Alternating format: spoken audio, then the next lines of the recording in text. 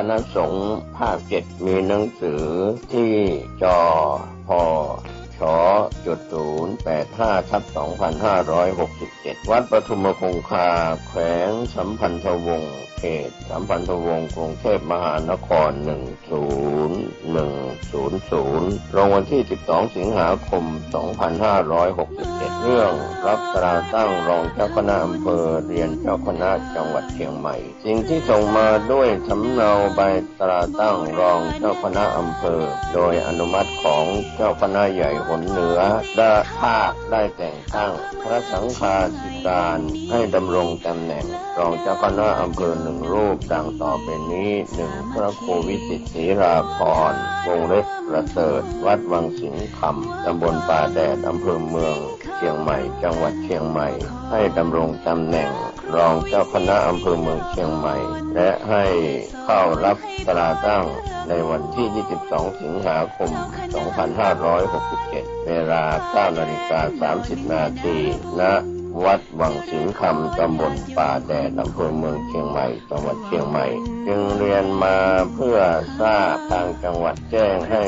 ผู้ได้รับแต่งตั้งเข้ารับตราตั้งรองเจ้าคณะอำเภอในวันเวลาและสถานที่ดังกล่าวรายละเอียดปรากฏตามสำเนาที่ส่งมาพร้อมกับหนังสือนี้และแจ้งแก่เจ้าคณะพระสังฆาธิการภายในเขตปกครองแต่ละอำเภอได้รับทราบโดยทั่วหน้ากันต่อไปเรียนมาด้วยความนับถือพระพรหมเสนาบดีเจ้าคณะภาค7สำนักงานเจ้าคณะภาค7กรุงเทพมหานครก็เป็นข่าวเพื่อการประชาสัมพันธ์คณะสงฆ์คณะศิษย์คณะศรัทธาของพระครูวิสิทธิศรีราภรณ์ประเสริฐเจ้าวาดวัดบางสิงห์คำเจ้าคณะตำบลป่าแดดอำเภอเมืองเชียงใหม่จังหวัดเชียงใหม่จะได้เข้ารับตำแหน่งรองเจ้าคณะอำเภอเมืองเชียงใหม่22สิงหาคมพุทธศักราช2567เวลา 9:30 น.เป็นต้นไปณวัดบางสิงห์คำตำบลป่าแดดอำเภอเมืองเชียงใหม่จังหวัดเชียงใหม่คณะสงฆ์คณะศิษย์คณะศรัทธาได้ร่วมอนุโมทนาแสดงมุทิตาโดยทั่วหน้ากัน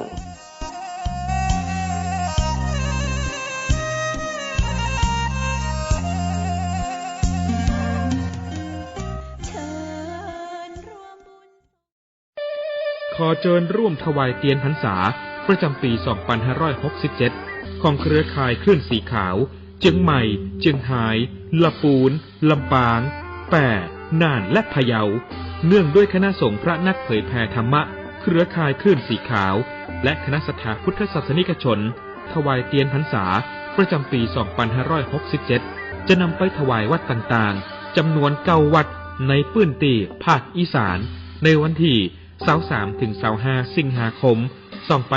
2567 โดยจะออกเดินทางในวันที่23 สิงหาคม 2567 เวลาตี 4ในโอกาสนี้จึงขอเชิญชวนพุทธศาสนิกชนทุกท่านได้ร่วมถวายเทียนพรรษาและร่วมอนุโมทนาบุญไปด้วยกันเพื่อส่งเสริมพระพุทธศาสนาและวัฒนธรรมประเพณีอันดีงามต่อไป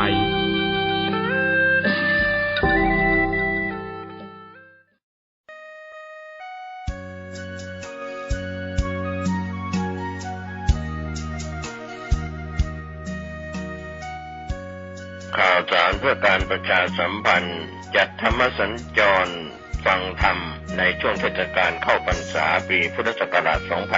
2567 ครั้งที่ 1 เดินทางไปยังวัดฝายหินตำบลสุเทพอำเภอเมืองเชียงใหม่จังหวัดเชียงใหม่ตรงกับวันอาทิตย์ที่ 25 สิงหาคม พุทธศักราช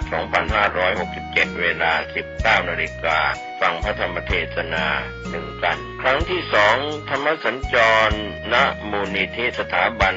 ครูบาเจ้าศรีวิชัยตรงกับวันอาทิตย์ที่ 15 กันยายน พุทธศักราช 2567 เวลา 13 นาฬิกาธรรมสัญจรครั้งที่ 3 เดินทางไปยังวัดลำเปิงตะโพธารามตำบลสุเทพอำเภอเมืองเชียงใหม่ตรงกับวันอาทิตย์ที่ 29 กันยายน พุทธศักราช 2567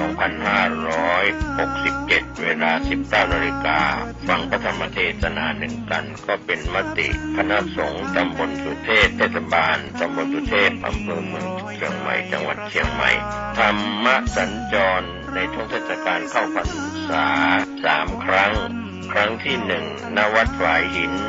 วันอาทิตย์ที่25 สิงหาคมครั้งที่2ณมูลนิธิสถาบันครูบาเจ้าศรีวิชัยวันอาทิตย์ที่15 กันยายนเวลา 13 นาฬิกาครั้งที่3ณวัดร่ำเปิงตะโพธารามวันอาทิตย์ที่29 กันยายนเวลา 19 นาฬิกาทั้ง3 ครั้งนี้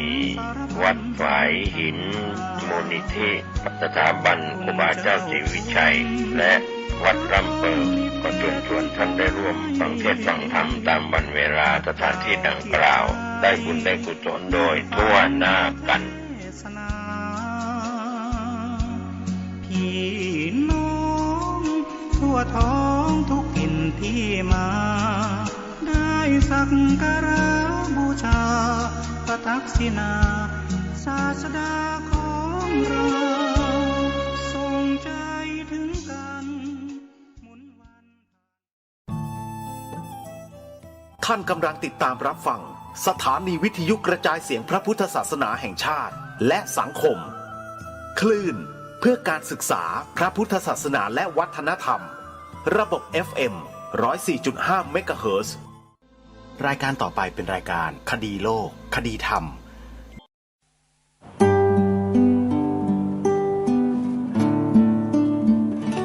กล้า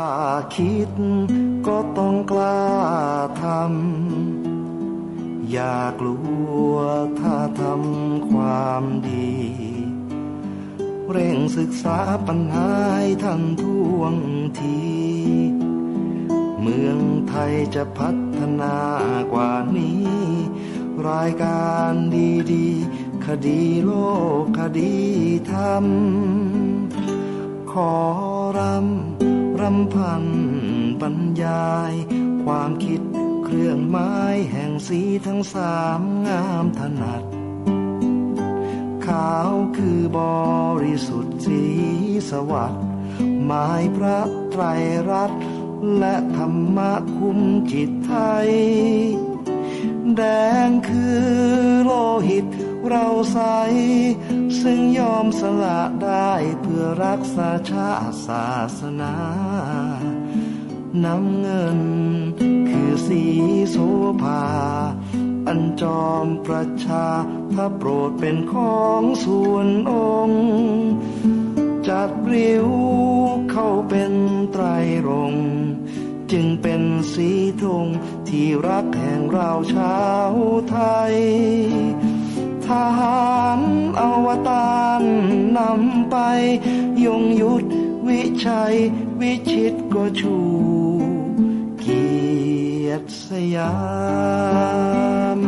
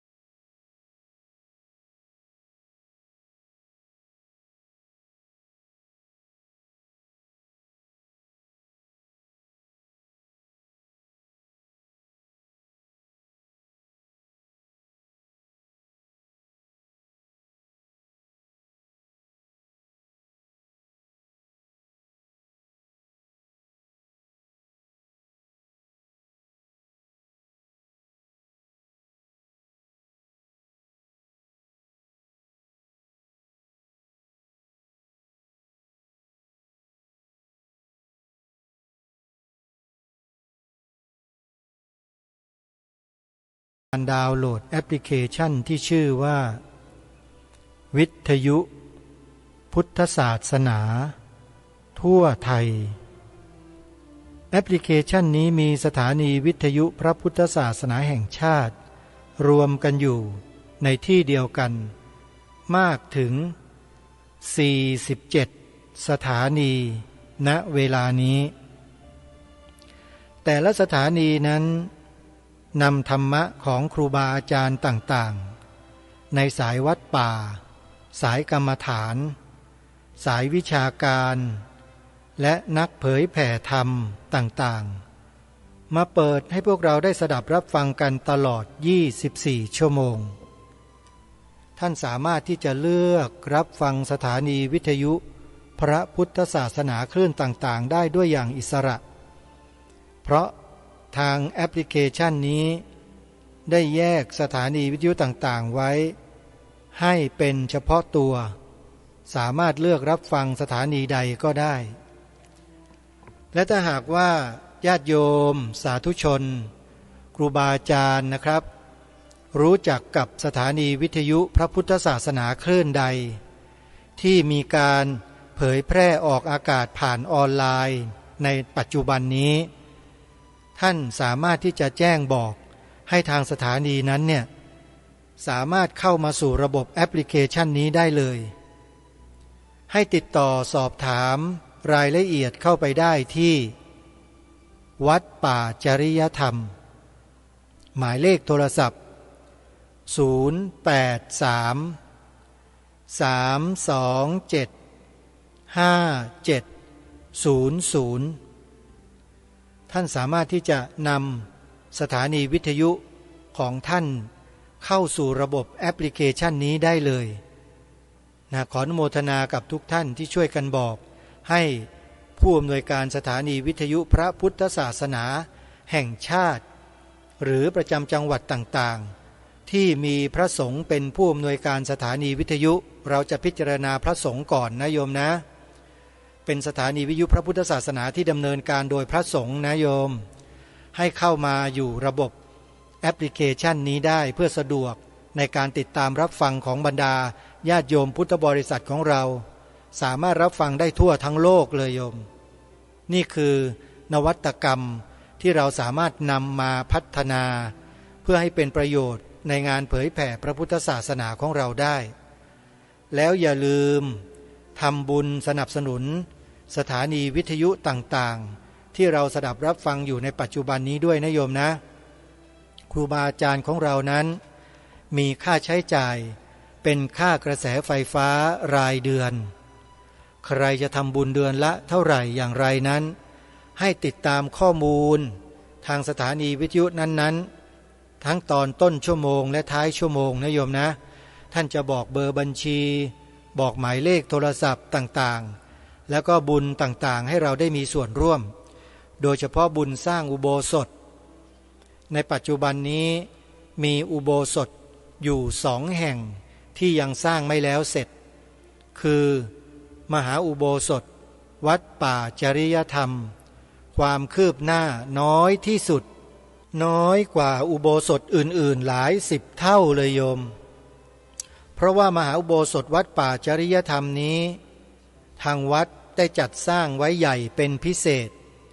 เพื่อรองรับผู้คนที่จะเข้ามาปฏิบัติธรรมในอนาคตเป็นจำนวนมาก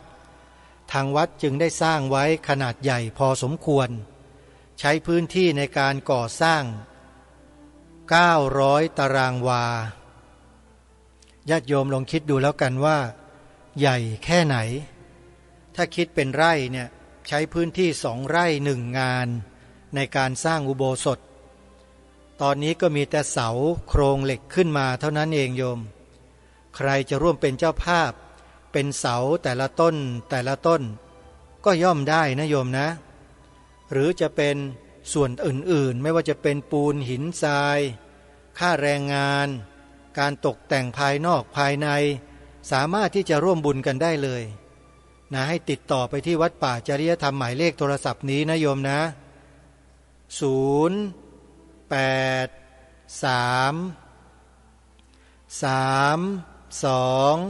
327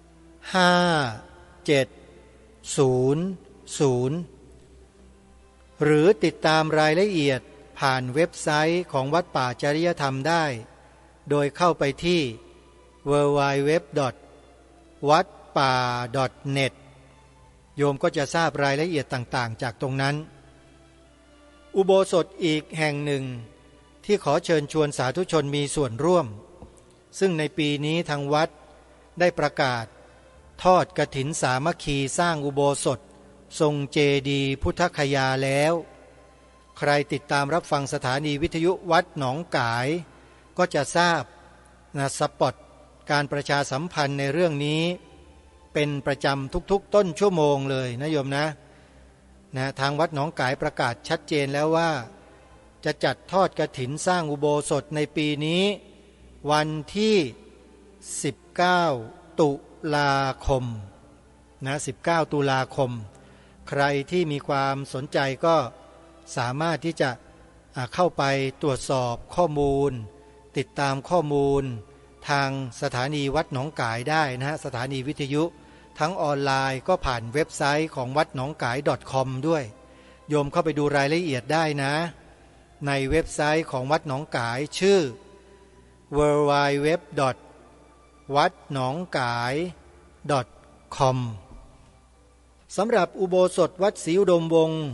อำเภอวังสะพุงจังหวัดเลยนั้นสร้างเกือบจะแล้วเสร็จเหลือแต่งานตกแต่งพื้นที่ชั้นล่างของอุโบสถซึ่งกำลังปูกระเบื้องกำลังตกแต่งอยู่ใครที่สนใจจะร่วมสนับสนุนทำบุญในการตกแต่งอุโบสถวัดศรีอุดมวงศ์ก็ขอเชิญทุกท่านร่วมบุญกันได้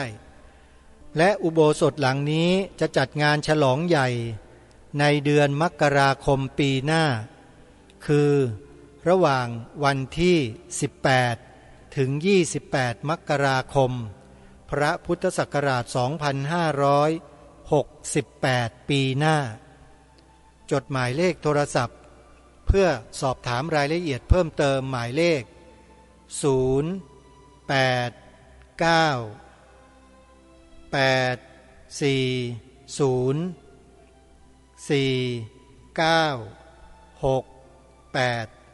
ขออนุโมทนาบุญกับทุกท่านสวนป่าสามัคคีธรรมตั้งอยู่ที่บ้านสามัคคีหมู่5ตำบลบ้านผืออำเภอจอมพระจังหวัดสุรินทร์จะจัดงานครั้งแรกในปีนี้ชื่องานว่าเปิดป่าฟังธรรมเน้นให้มีการแสดงธรรมและฟังธรรมเป็นหลักเพราะอาตมาภาพมั่นใจเชื่อใจว่าการฟังธรรมนั้นจะเป็นสาเหตุสำคัญทำให้คนเราเข้าถึงพระพุทธศาสนาได้ถ้าหากไม่ฟังธรรมไม่ศึกษาธรรมก่อนการจะเข้าถึงหัวใจของพระพุทธศาสนาโดยการเจริญจิตตภาวนานั้นเป็นไปได้ยากเพราะเนื่องจากว่าฤาษีชีไพรในป่าในดงที่ไม่ได้นับถือศาสนาพุทธสมัยก่อนพุทธกาลก็ทำสมาธิกันเป็นพื้นอยู่แล้วแต่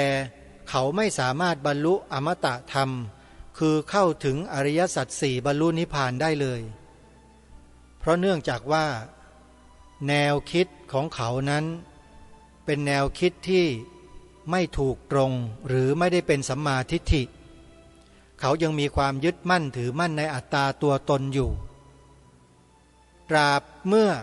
พระสัมมาสัมพุทธเจ้าทรงอุบัติขึ้นมาในโลกและทรงสั่งสอนธรรมหรือความจริงแท้ให้กับเหล่าฤาษีเหล่านั้นได้ฟังเท่านั้นแหละสติปัญญาของเขาก็พลิกเลยจากมิจฉาทิฏฐิก็กลายเป็นสัมมาทิฏฐิขึ้นมาทันทีนี่คืออานิสงส์แห่งการฟังเพราะฉะนั้นสวนป่าสามัคคีธรรมในการจัดงานครั้งแรกในรอบ5 ปีจึงเน้นการฟังธรรมเป็นหลักงานนี้จะจัดขึ้นในเดือนธันวาคม ปีนี้ตรงกับวันเสาร์ที่14ธันวาคม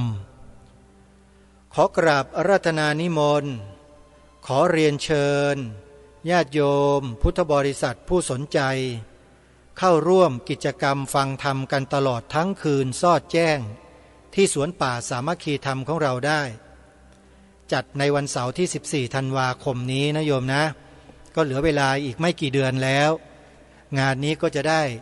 จัดอย่างเป็นทางการสำหรับท่านใดที่จะสนับสนุนสวนป่าสามัคคีธรรมให้เตรียมสถานที่จัดงานเตรียมการต่างๆให้พร้อมที่สุดเท่าที่จะทำได้โยมก็สามารถร่วมสนับสนุนทำบุญกับอาตมาภาพได้โดยตรงโดยการโอนปัจจัยเข้ามาร่วมทำบุญได้ที่ธนาคารไทยพาณิชย์สาขาบางลำพูเลขบัญชี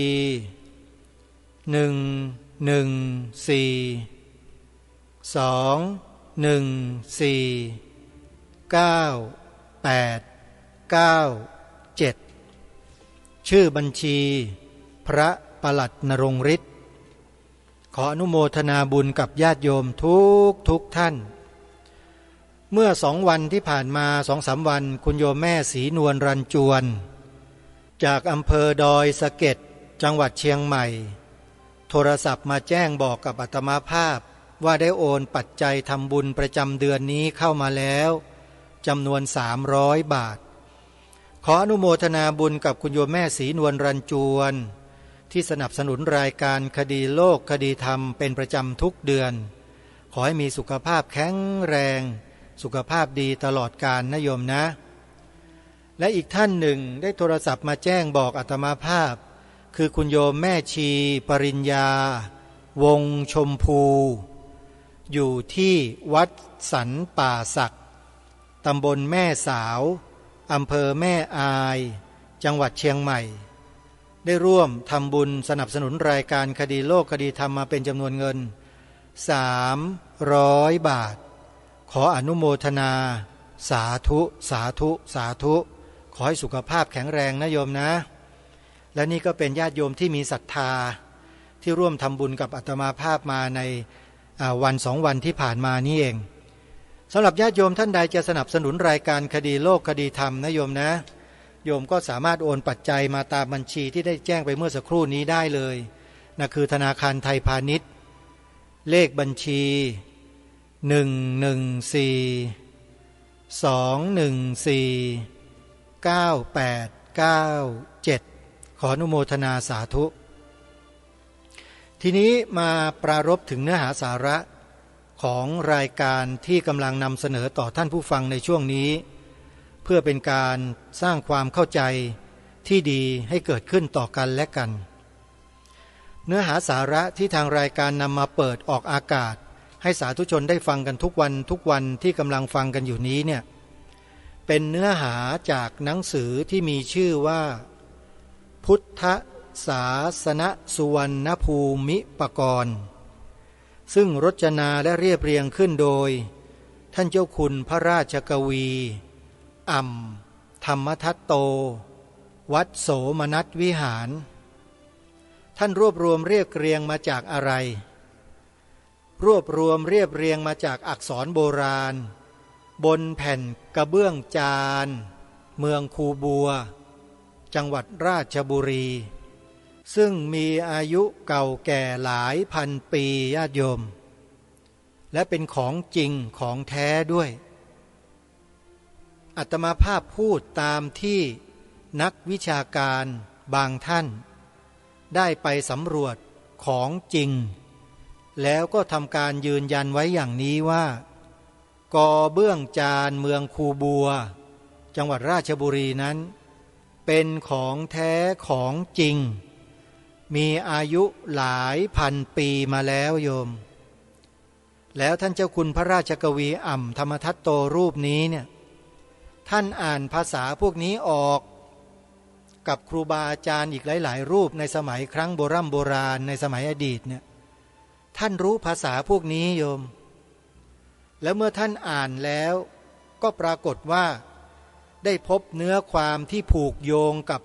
พระบวรพุทธศาสนาตั้งแต่สมัยต้นพุทธันดรนู่นคือพุทธันดรที่หนึ่งสมัยพระพุทธเจ้าที่ทรงมีพระนามว่ากักุสันโธ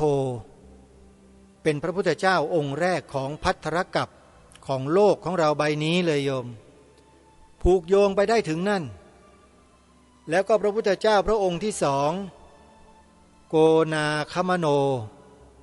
ก็ผูกโยงมาถึงด้วยพระพุทธเจ้ากัสสโปกัสสปะก็ผูกโยงมาถึงเช่นเดียวกันแล้วก็มาถึงปัจจุบันพระพุทธเจ้าองค์ปัจจุบันที่เราศึกษาเล่าเรียนและปฏิบัติตามคำสอนของพระพุทธองค์กันอยู่นี่ก็คือโคตโมท่านสาธุชนทุกท่านประวัติศาสตร์หลักฐานที่จารึกบนแผ่นกอเบื้องจานดังกล่าวนี้ถือว่าเป็นคุณสมบัติอันล้ำค่ายิ่งของประเทศไทยของเราในบทคำนำของหนังสือเล่มนี้ถ้าใครได้ฟังก็จะทราบเป็นอย่างดีว่ามีการพยายามขัดขวางและทำลายหลักฐานเหล่านี้ของคนบางประเภทที่พยายามเหลือเกินแต่ทำไม่สำเร็จแผ่นกอเบื้องจานจำนวนหนึ่งได้ตกมาถึงมือท่านเจ้าคุณพระราชกวีอ่ำธรรมทัตโตวัดโสมนัสวิหารทำให้ท่านได้ทำการศึกษาค้นคว้าอ่านแผ่นกอเบื้องจานดังกล่าวจนเข้าใจเป็นเรื่องราวเป็นเนื้อหามาจัดพิมพ์เป็นหนังสือพุทธศาสนสุวรรณภูมิปกรณ์ที่เรากำลังสดับรับฟังกันอยู่นี้เลยโยมนี่แหละคือสิ่งที่ท่านได้รวบรวมเรียบเรียงเอาไว้ให้เราและแผ่นกอเบื้องจานหลักฐานเหล่านั้นก็ยังเก็บรักษาไว้เป็นอย่างดีอยู่ภายในวัดโสมนัสวิหารกรุงเทพมหานครนั่นเองและเดี๋ยวสักวันหนึ่งอาตมภาพผู้ดำเนินรายการคดีโลกคดีธรรมนี่แหละจะทำหนังสือขอไปยังวัดโสมนัสเพื่อจะเข้าไปเยี่ยมชมไปศึกษาเรียนรู้ไปดูไปสัมภาษณ์ผู้ที่เกี่ยวข้องแล้วจะนำมาเผยแพร่ให้แก่พวกเราชาวคดีโลกคดีธรรมเนี่ยได้ศึกษาเรียนรู้ได้สดับรับฟังกันไปด้วยเพราะถือว่าเป็นเรื่องที่ใหญ่มากเป็นเรื่องที่สำคัญมากๆเลยโยมอาตมาภาพนี่รู้สึกว่าโชคดีนะที่ได้มีหนังสือดังกล่าวนี้เก็บเอาไว้อยู่ถึง2 เล่มเก็บไว้เป็นสมบัติถึง2 เล่มนะโยมนะแต่ว่ายังอ่านไม่ครบถ้วนเท่านั้นเองเพราะค่อยๆอ่านไปเรื่อยๆค่อยๆพิจารณาอย่างละเอียดละออในถ้อยคำต่างๆเพราะว่าเข้าใจยากเป็นภาษาโบราณแท้ๆเลยโยมแต่ด้วยความปรีชาสามารถของท่านเจ้าคุณพระราชกวีอ่ำรูปนี้เนี่ยทำให้เราได้อ่านเข้าใจเยอะเลยนะโยมกอเบื้องจานเหล่านั้นเนี่ยเราเข้าใจเยอะเลยและใจอาตมาภาพเองเนี่ยมุ่งไปนู่นแล้วที่คูบัวราชบุรีจะต้องไปให้ได้ไปเพื่อไปพบหลักฐานความจริงที่นั่นแล้วก็เตรียมสัมภาษณ์ผู้ที่เกี่ยวข้องไว้ด้วยวันนี้มีเนื้อหาสาระที่จะนำมาเปิดให้ฟังตอนต่อไปนะมีชื่อตอนว่าตำนานพุทธันดรพระธรรมเสนราชาลองดูซิว่าเนื้อหาที่ท่านเจ้าคุณอ่ำได้เรียบเรียงไว้นั้นในวันนี้ท่านจะกล่าวไว้ในทำนองใดเดี๋ยวเราไปติดตามรับฟังพร้อมๆกันได้นะบัดนี้สุวรรณภูมิปกรณ์โดยเจ้าคุณอ่ำวัดโสมนัสพระโกน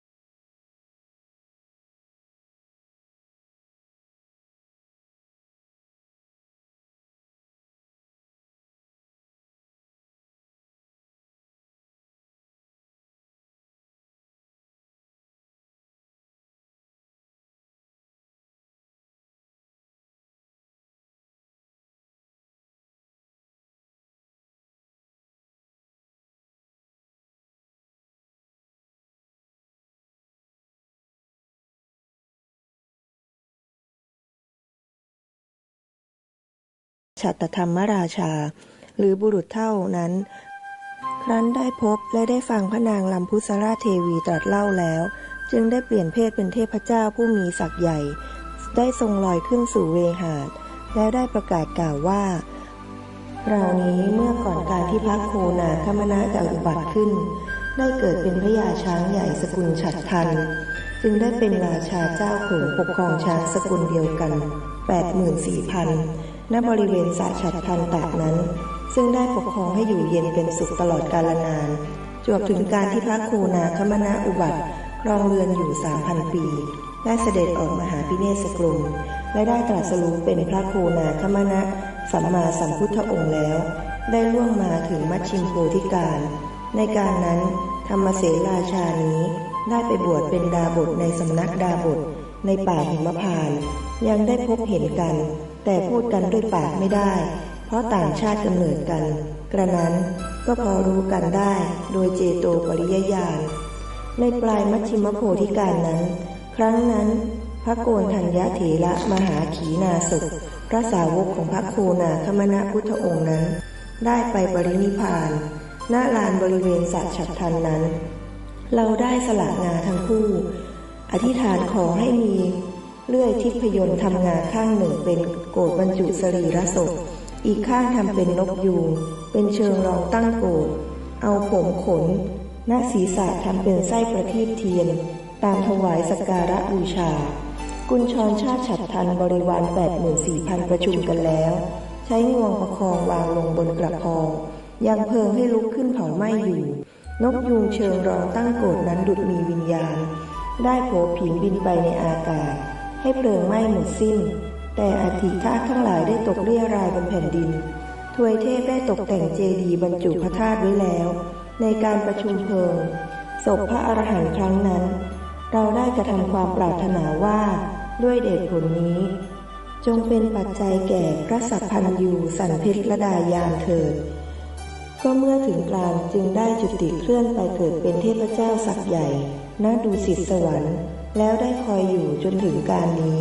ก็ได้เห็นธรรมเสนได้สละลูกชายหญิงให้เป็นภักษาหารแก่ยักษ์แล้วจึงได้มาคอยรอรับสละพระมเหสีและราชสมบัติให้สำเร็จผลบำเพ็ญปรมัตถทานบารมียอดสูงสุดนั้นให้บริบูรณ์และก็ได้สำเร็จสมบูรณ์ทุกอย่างแล้วพ่อขุนไทยแก้วฟ้าก็เป็นพวกเดียวกันทั้งเป็นเพื่อนเกลอของพระเจ้าธรรมเสนราชาด้วยเราได้มาในฐานะสัตว์มนุษย์ได้กระทำหน้าที่มนุษย์สำเร็จแล้วจึงหมดหน้าที่ทั้งเป็นอมนุษย์ด้วยจึงไม่สมควรทุกประการฉะนี้จึงขอมอบราชสมบัติพร้อมกับพระนางเทวีแก่พระองค์ท่านได้โปรดอนุเคราะห์ปกครองให้อยู่ร่มเย็นเป็นสุขเราอมนุษย์เทพทั้งสองพร้อมด้วยทวยเทพเท้ามนุษย์ทั้งหลายร่วมกันกระทำทั้งอินทราพิเศษกและราชาพิเศษกสถาปนาพระองค์ท่านเป็นนพรัตนธรรมราชากับลำพุสราชเทวีและพระราชเทวีนี้ณการครั้งที่เป็นมหาปนาถบรมจักรพรรดินั้นพระนางก็เป็นนางสนองพระโอษฐ์ของท่านจึงให้ครองทั้งสองอาณาจักรกับทั้งพระนางใคร่มีพระราชโอรสธิดาสืบสกุลและพระราชโอรสธิดาทั้งสองซึ่งเป็นภักษาหารยักษ์ไปแล้วก็เป็นอันพ้นพันธกรณีจึงยังรอคอยการเวลาที่จะมาเกิดใหม่ได้ท่านจงกระทำการปรามาสหรือลูกคำพระนาภีซึ่งพวกเรากระทำได้ตามธรรมนิยมของนิตยโพธิสัตว์จงกระทำปรามาสเพื่อเป็นโอกาสที่จะได้เกิดเป็นคู่แฝดชายหญิงสัพพโสถีพระวันตุเตให้สำเร็จผลสมประสงค์จงทุกประการพระเทพเจ้าบรมโพธิสัตว์ธรรมเสนก็ได้กล่าวประกาศสิทธิ์ว่าอิชิตังปฏิตังตุมหังคิปะเมวะสมิชตุสัพเพปุเรนตุสังกัปปา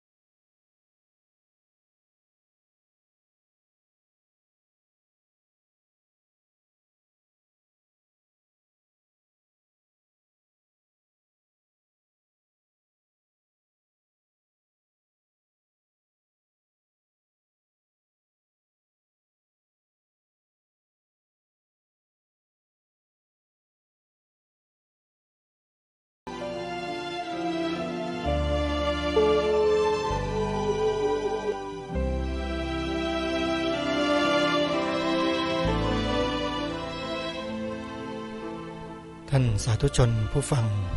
ทุกท่านที่จบไปนั้นเป็นบทความตอนที่มีชื่อว่าตำนานพุทธันดรพระธรรมเสนราชาในหนังสือพุทธศาสนสุวรรณภูมิปกรณ์โดยท่านเจ้าคุณพระราชกวีอ่ำธรรมทัตโตวัดโสมนัสวิหารซึ่งท่านได้ทำการศึกษาค้นคว้าแผ่นกอเบื้องจานโบราณจากเมืองคูบัวจังหวัดราชบุรีและท่านก็ได้ถ่ายทอดเนื้อหาดังกล่าวนี้ลงสู่ตำราดังกล่าวแล้วมีผู้คนได้นำมาเผยแพร่ในโลกโซเชียลโดยเฉพาะในช่องที่ทางรายการนำมาเปิดให้กับทุกท่านได้ฟังนั้นก็คือช่องที่มีชื่อว่าแนนสระบุรีก็ต้องขอขอบคุณช่องนี้ที่นำสาระดีๆมาเผยแพร่ทางรายการก็ขออนุญาตนำมาถ่ายทอดให้กับพี่น้องประชาชนคนไทยของเราที่สนใจได้สดับรับฟังเรื่องราวเนื้อหาสาระดีๆเหล่านี้ตามกันไปด้วยก็ถือว่าเป็นประโยชน์เป็นบุญร่วมกันขออนุโมทนาสาธุสำหรับตำนานพุทธันดรพระธรรมเสนราชาเราก็ได้ฟังจบไปอีกหนึ่งตอนท่านผู้ฟังสิ่งเหล่านี้มีบันทึกจารึกไว้เป็นหลักฐานทางประวัติศาสตร์ที่ชัดเจนถ้าหากว่าท่านใดสนใจที่จะศึกษาของจริงตัวอักษรจริงๆจารึกบนแผ่นกอเบื้องจานจริงๆมีให้ท่านได้ชมอยู่ที่วัดโสมนัสวิหารนะโยมนะใครสนใจที่จะเข้าไปเยี่ยมชมก็ได้หรือที่บ้านคูบัวจังหวัดราชบุรีเป็นพิพิธภัณฑ์ก็มีให้เราติดตามรับชมกันอยู่ที่นั่นก็ขอแจ้งบอกให้กับทุกท่านได้ทราบเผื่อใครที่ฟังแล้วมีความสนใจผ่านไปที่ราชบุรีก็จะได้แวะไปเยี่ยมไปดูไปชมกันหรือเข้ามากรุงเทพมหานครแล้วก็สามารถเดินทางไปที่วัดโสมนัสวิหารได้วัดโสมนัสวิหารนั้นตั้งอยู่ที่ริมถนนเรียบคลองพดุงกรุงเกษมนะโยมนะใครที่ต้องการจะไปเยี่ยมชมก็เดินทางไปกันได้เดี๋ยวนี้แผนที่อิเล็กทรอนิกส์ทางโทรศัพท์มือถือของเรา Google Map เราพิมพ์ชื่อวัดโสมนัสวิหารก็พาเราไปถึงแล้วนะฮะปัจจุบันนี้ไปง่ายวันนี้เวลาของรายการหมดท่านผู้ฟังส่วนเรื่องราวต่อไปที่จะนำมาเสนอเดี๋ยวเราไปคอยติดตามรับฟังกันในวันต่อไปวันนี้ขอสมมติยุติรายการไว้แต่เพียงเท่านี้ขอความสุขสวัสดีในธรรมแห่งองค์สมเด็จพระบรมศาสดาสัมมาสัมพุทธเจ้าจงปรากฏเกิดมีขึ้นในจิตใจของท่านผู้ฟังทุกท่านทุกคนเทอญ